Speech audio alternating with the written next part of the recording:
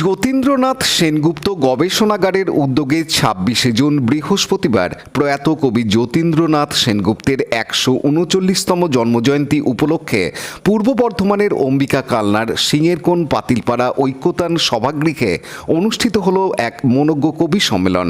অনুষ্ঠানের সভাপতিত্ব করেন বিশিষ্ট গবেষক ও রাজনৈতিক ব্যক্তিত্ব প্রণব রায়।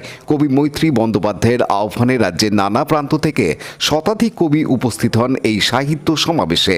অনুষ্ঠানে যারা বিশেষভাবে উপস্থিত ছিলেন তাদের মধ্যে উল্লেখযোগ্য শিবনাথ মণ্ডল, মঞ্জু ঘোষ, কবি ও বিশিষ্ট সাংবাদিক মুরলী চৌধুরী, কল্যাণী মণ্ডল, জাগৃতি ঘোষ, রাধা গোবিন্দ পাল, দেবকী দুলাল চক্রবর্তী, জগদীশ চন্দ্র পাল, কার্তিক স্বর্ণকার, স্বপন মাইতি, তুলতুল গাঙ্গুলি, মীনা বন্দ্যোপাধ্যায়, কবিতা তাহা, চিন্ময়ী চট্টোপাধ্যায়, বিমল চন্দ্র পাল ও উত্তম গাঙ্গুলি।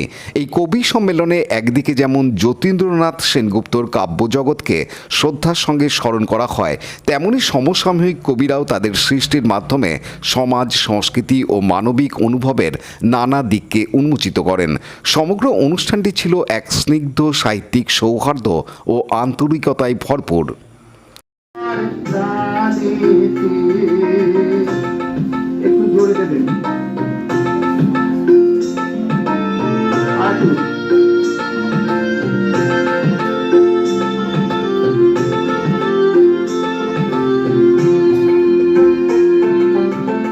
মরিচিকা মোর মায়া সৃষ্টি সম্ভার ভাবে লেখেন একের পর এক, লেখেন শত শত হাত কবিতা ভুলবো না কানে। অনুপ্রামাণিকের report, Hooghly TV. Like, share, subscribe করুন হুগলি টিভি। খবর এখন বুক পকেট।